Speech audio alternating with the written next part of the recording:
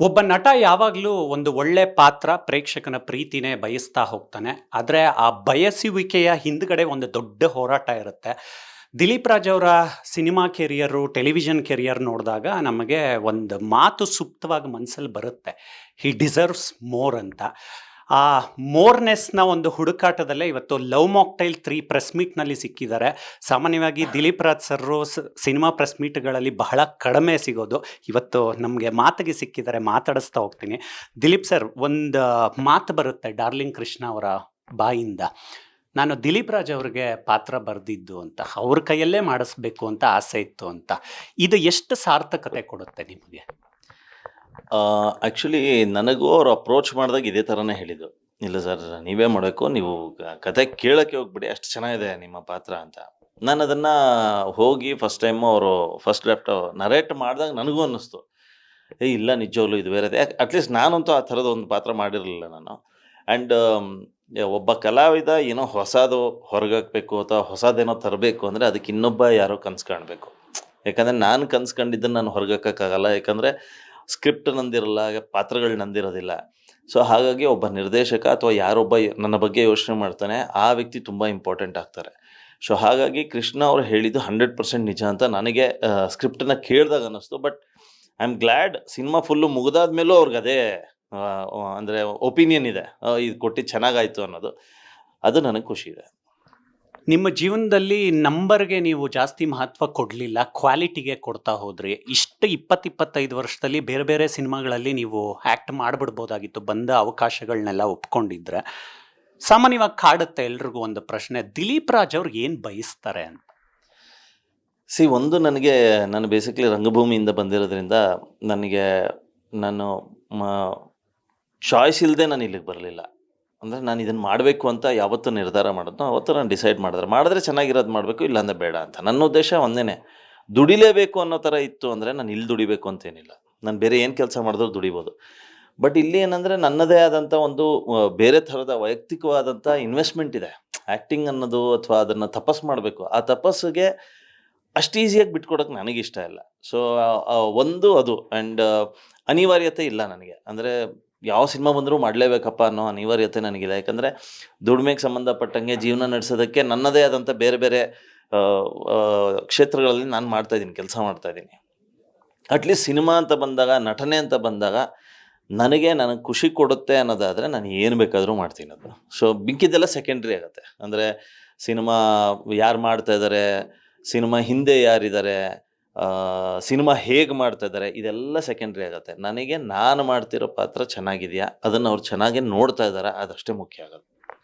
ನಿಮ್ಮ ವಸ್ತುಗಳಿಗೆ ನೀವೇ ಜವಾಬ್ದಾರರು. ನಿಮ್ಮ ಸಿನಿಮಾದ ಟೈಟಲ್ಲು ನಮ್ಮ ಭವಿಷ್ಯ ನಾವೇ ರೂಪಿಸ್ಕೊಳ್ಬೇಕು ಅನ್ನುವಂಥ ಒಂದು ಹೊಣೆಗಾರಿಕೆ.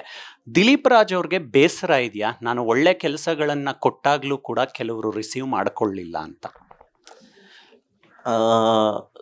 ಅಂದರೆ ಹೌದು, ಅದಂತೂ ಇದೆ. ಅಂದರೆ ನಾನು ಒಂದು ಕೆಲಸ ಮಾಡಿದಾಗ ಇದಾದಮೇಲೆ ನನಗೆ ಈ ಥರದ್ದು ಏನೋ ಒಂದು ಸಿಗುತ್ತೆ ಅನ್ನೋ ಆಸೆ ಪ್ರತಿಯೊಬ್ಬನಿಗೂ ಇರುತ್ತೆ. ನಾನು ಏನು ಬಯಸಿದೆ ಅಥವಾ ನಾನೇನು ಎಕ್ಸ್ಪೆಕ್ಟ್ ಮಾಡಿದೆ ಅದರ 10% ನನಗೆ ಇದುವರೆಗೂ ಸಿಕ್ಕಿಲ್ಲ. ನನಗೆ ಅದು ಸತ್ಯ ಅದು. ಬಟ್ ಒಂದು ಖುಷಿ ಏನು ಅಂದರೆ, ನನಗೆ ತುಂಬ ಲಾಂಗ್ ಗ್ಯಾಪ್ ಆದಮೇಲೆ ನಾನು ಸಿನಿಮಾಗಳು ಮಾಡಿದ್ರು ಒಳ್ಳೊಳ್ಳೆ ಸಿನಿಮಾಗಳು ಸಿಗುತ್ತೆ ನನಗೆ. ಅಂದರೆ ಫಾರ್ ಎಕ್ಸಾಂಪಲ್ ಯಾವುದೋ ಒಂದು ಲವ್ ಗುರು ಮಾಡ್ತೀನಿ, ಒಂದಷ್ಟು ದಿನ ಆದಮೇಲೆ ಸಡನ್ನಾಗಿ ಪೊಲೀಸ್ ಕ್ವಾರ್ಟರ್ಸ್ ಮಾಡ್ತೀನಿ, ಅದಾದಮೇಲೆ ಒಂದು ಗಾನ ಭಜಾನ ಮಾಡ್ತೀನಿ, ಅದಾದಮೇಲೆ ಯೂ ಟರ್ನ್ ಮಾಡ್ತೀನಿ, ಆಮೇಲೆ ಅಂಬಿನಿಂಗ್ ವಯಸ್ಸಾಯಿತು ಅಂತ ಮಾಡ್ತೀನಿ. ಅಂದರೆ ಇದೆಲ್ಲನೂ ದೊಡ್ಡ ದೊಡ್ಡ ಗ್ಯಾಪ್ಗಳಲ್ಲಿ ಮಾಡಿರೋಂಥ ಸಿನಿಮಾ. ಅಂದರೆ ಒಂದೂವರೆ ವರ್ಷ ಆದಮೇಲೆ ಸಿನಿಮಾ. ಈಗ ನಿಮ್ಮ ವಸ್ತುಗಳು ನಾನು ಮಾಡಿ ಆಲ್ಮೋಸ್ಟ್ 1.5-2 ವರ್ಷ ಆಗ್ತಾ ಬಂತು. ಅದಾದಮೇಲೆ ಲವ್ ಮಾಕ್ಟೇಲ್ ಮಾಡ್ತಾಯಿದ್ದೀನಿ. ಸೊ ಈ ಥರ ಗ್ಯಾಪಲ್ಲಿ ಬಂದ್ರೂ ಒಳ್ಳೊಳ್ಳೆ ಸಿನಿಮಾಗಳು ಬರ್ತಾ ಇರೋದು ಒಂದು ನನಗೆ ಸಮಾಧಾನ ಇದೆ. ಅಂದರೆ ನನಗೆ ಹೇಳ್ಕೊಳ್ಳೋದು ಖುಷಿ ಅದು, ಈ ಸಿನಿಮಾಗಳನ್ನ ನಾನು ಮಾಡಿದ್ದೀನಿ ಅಂತ. ಸಿನಿಮಾ ವಿಚಾರಕ್ಕೆ ಬಂದ್ಬಿಡ್ತೀನಿ. ಮಾರ್ಚ್ 19ನೇ ತಾರೀಕು ಒಂದು ಡಿಸಿಷನ್ ಡೇ, ಒಂದು ಕನಸು. 3ನೇ ಪಾರ್ಟ್ ಆದರೂ ಒಂದು ನಿರೀಕ್ಷೆ ಅಂತೂ ಇದೆ, ಡಾರ್ಲಿಂಗ್ ಕೃಷ್ಣ ಅವರು ಕೆಟ್ಟ ಸಿನಿಮಾ ಮಾಡಲ್ಲ ಅಂತ. ಟಾಕ್ಸಿಕ್ಕು ಮುಂದೆ ಹೋಯಿತು. ಇವರು ಒಂದು ಕ್ಲೆವರ್ ಡಿಸಿಷನ್ ತಗೊಂಡು 19ಕ್ಕೆ ಮಾರ್ಕ್ ಹಾಕೊಂಡ್ರು ಸಿನಿಮಾ ರಿಲೀಸ್ ಮಾಡಬೇಕು ಅಂತ. ಈ ಟೆಕ್ನಿಕ್ಗಳು ಎಲ್ಲ ಹೇಗೆ ವರ್ಕೌಟ್ ಆಗುತ್ತೆ ಅನಿಸುತ್ತೆ, ನೀವೊಬ್ಬ ಸಿನಿಮಾ ಕರ್ತರಾಗಿ ಹೇಳೋದಾದ್ರೆ? ಅಂದರೆ ಲವ್ ಮಾಕ್ಟೇಲಿಗೆ ಏನೆಲ್ಲ ಬಂದಿದೆಯಲ್ಲ, ಇದು ಟೆಕ್ನಿಕ್ ಅಂತ ನಾನೆಲ್ಲ ಇದೇನೋ ಕೂಡ್ಕೊಂಬರ್ತದೆ ಅಷ್ಟೇ. ಇದು ಯಾರೂ ಎಕ್ಸ್ಪೆಕ್ಟ್ ಮಾಡಿರಲ್ಲ ಹಿಂಗಾಗುತ್ತೆ ಅಂತ. ಅದು ಕೂಡ್ಕೊಂಡು ಬರ್ತಾ ಇರೋದು ಒಂದು ಶುಭ ಸಂಕೇತ ಅಂತ ನನಗನ್ನಿಸ್ತಾ ಇದೆ. ಅಂದರೆ ರಿಲೀಸ್ ಡೇಟ್ ಆಗಿರ್ಬೋದು, ರಿಲೀಸ್ ಯಾರು ಮಾಡ್ತಾ ಇದ್ದಾರೆ ಅನ್ನೋದು ಆಗಿರ್ಬೋದು. ಅದೆಲ್ಲದಕ್ಕಿಂತ ಹೆಚ್ಚಾಗಿ ಒಂದು ಸಿನಿಮಾ ಅಂತ ತಗೊಂಡ್ರೆ ಯಾವಾಗಲೂ ಕೆಲವು ಭಾವನೆಗಳು ಜನಕ್ಕೆ ಕರೆಕ್ಟ್ ರೀತಿಲಿ ಹೇಳಿದ್ರೆ ಅದು ಫೇಲ್ ಆಗಕ್ಕೆ ಸಾಧ್ಯನೇ ಇಲ್ಲ. ಫಾರ್ ಎಕ್ಸಾಂಪಲ್ ನಂಬರ್ 1 ತಾಯಿಗೆ ಸಂಬಂಧಪಟ್ಟಂಥ ಯಾವುದೇ ಭಾವನೆ ನೀವು ಕರೆಕ್ಟ್ ರೀತಿಲಿ ಹೇಳಿದ್ರೆ ಎಂಥವನೇ ಆಗಲಿ ಅದನ್ನು ಬಿಟ್ಕೊಡಲ್ಲ. ಅದಾದಮೇಲೆ ತಾಯಿ ಭಾವನೆನ ಬೀಟ್ ಮಾಡೋವಂಥ ಇನ್ನೊಂದು ಎಲಿಮೆಂಟ್ ಇದೆ ಅಂದರೆ ಅದು ಮಗು ಅಂದರೆ ಎಂಥವನೇ ಆಗಿರಲಿ, ಅದು ಯಾರೇ ಆಗಿರಲಿ, ರೋಡಲ್ಲಿರಲಿ, ಅರಮನೆಯಲ್ಲಿರಲಿ, ಎಲ್ಲೇ ಇರಲಿ, ಒಂದು ಮಗು ಅಳುತ್ತೆ ಅಂದರೆ ತಿರುಗಿ ನೋಡ್ತಾರೆ. ಸೊ ಈ 2 ಭಾವನೆ ಇದೆಯಲ್ಲ ತುಂಬ ಇಂಪಾರ್ಟೆಂಟು. ಬೆಸ್ಟ್ ಪಾರ್ಟ್ ಏನಂದರೆ ಈ ಸಿನಿಮಾದಲ್ಲಿ 2 ಭಾವನೆಗಳನ್ನ ಭಾಳ ಚೆನ್ನಾಗಿ ಹೆಣೆದಿದ್ದಾರೆ ಅವರು. ಸೊ ಹಾಗಾಗಿ ನನಗೆ ಪರ್ಸ್ನಲಿ ಕತೆ ಕೇಳಿದಾಗ ಒಂದು ಕಾನ್ಫಿಡೆನ್ಸ್ ಬಂದಿದ್ದದು, ಇದು ಹತ್ರದಿದ್ದು ಸಿನಿಮಾ, ಇದು ಸಿನಿಮಾ ಏನೋ ಕನಸು ತೋರಿಸೋಂಥ ಸಿನಿಮಾ ಅಲ್ಲ, ಇದು ಹತ್ರದ ಸಿನಿಮಾ, ಎಲ್ಲರೂ ಸ್ಪಂದಿಸೋಂಥ ಸಿನಿಮಾ, ಛೇ ಅಂತ ಹೇಳೋವಂಥ ಒಂದು ಸಿನಿಮಾ ಡೆಫಿನೆಟ್ಲಿ ಆಗುತ್ತಿದ್ದು.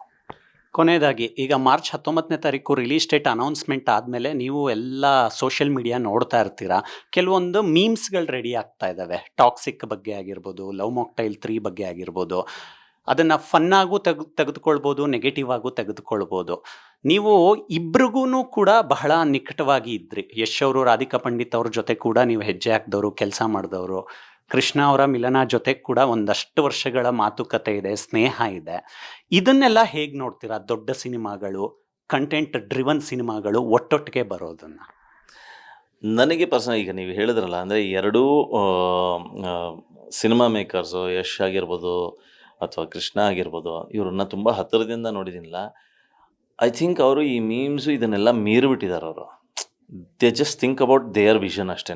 ನಾನು ಇದನ್ನು ಹೇಳಬೇಕು ಅಂತಿದ್ದೀನಿ ಅನ್ನೋದನ್ನು ನೋಡ್ತಾ ಇರ್ತಾರೆ ಹೊರತು, ಅಂದರೆ ಲಾರ್ಜರ್ ಆಸ್ಪೆಕ್ಟಲ್ಲಿ ನಾನು ಜನಗಳಿಗೆ ಇದನ್ನು ತಲುಪಿಸ್ಬೇಕು ಅನ್ನೋದು ಅಷ್ಟೇ ಅವ್ರ ತಲೆಯಿದೆ ಹೊರತು ಇದು ಯಾವುದೂ ಅವ್ರಿಗೆ ಎಫೆಕ್ಟೇ ಆಗಲ್ಲ ಅನಿಸುತ್ತೆ. ಆ್ಯಂಡ್ ಎಫೆಕ್ಟ್ ಆಗಲೂಬಾರ್ದು ಕೂಡ. ಯಾಕಂದರೆ ಓವರಾಲ್ ಸೋಷಿಯಲ್ ಮೀಡಿಯಾ ಅನ್ನೋದೇ ಒಂದು ಹೊಸ ಫೀಲ್ಡ್, ಅದಕ್ಕೂ ಸಿನಿಮಾಗೂ ಸಂಬಂಧನೇ ಇಲ್ಲ ಆ್ಯಕ್ಚುಲಿ. ಆ್ಯಂಡ್ ಇನಿಷಿಯಲಿ ಅದು ಸೋಷಿಯಲ್ ಮೀಡಿಯಾ ಅನ್ನೋದೇನಿತ್ತು ಅದು it was very interesting initially. But ಈಗ ಪರ್ಸ್ನಲಿ ನನಗೇನಂದ್ರೆ I am away from social media. ಯಾಕಂದರೆ ನನಗೆ ಅದು ಅಷ್ಟು ಇಂಟ್ರೆಸ್ಟಿಂಗ್ ಅನಿಸಲ್ಲ ನನಗೆ. ಅಂದರೆ ಅದೊಂದು ಟೈಮ್ ಪಾಸ್ ಆಗಿಬಿಟ್ಟಿದೆ, ನನಗೆ ಟೈಮ್ ಪಾಸ್ ಆಗಿಬಿಟ್ಟಿದೆ ಅಷ್ಟೇ. ಅದು ನನಗೆ ಬೋರ್ ಆಯಿತಾ ಸುಮ್ಮನೆ ಹಿಂಗೆ ರೀಲ್ಸ್ನ ಹಿಂಗೆ ತಿರುಗಿಸ್ತಾ ಇರ್ತೀನಿ ಅನ್ನೋದೊಂದು ಬಿಟ್ಟರೆ, ಎಷ್ಟೋ ವಿಚಾರಗಳು ತುಂಬ ಆ್ಯಕ್ಯುರೇಟಾಗಿ ನಮಗೆ ನಾಲೆಡ್ಜ್ನ ಕೊಡುತ್ತೆ. ಎಷ್ಟೋ ವಿಚಾರಗಳನ್ನ ಆಡಿಕೆಯಾಗಿ ತೋರಿಸ್ತಾರೆ.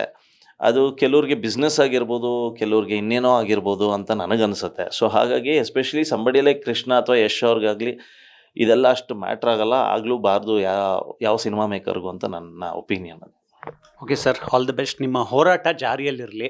ನಟರಾಗಿ ನಿಮ್ಮನ್ನು ತುಂಬ ಮಿಸ್ ಮಾಡ್ಕೊಳ್ತೀವಿ ಒಂದೊಂದ್ಸಲ. ನೀವು ಇಷ್ಟಪಡುವಂಥ ಪಾತ್ರಗಳು ಸಿಗಲಿ. Thank you so much for your time.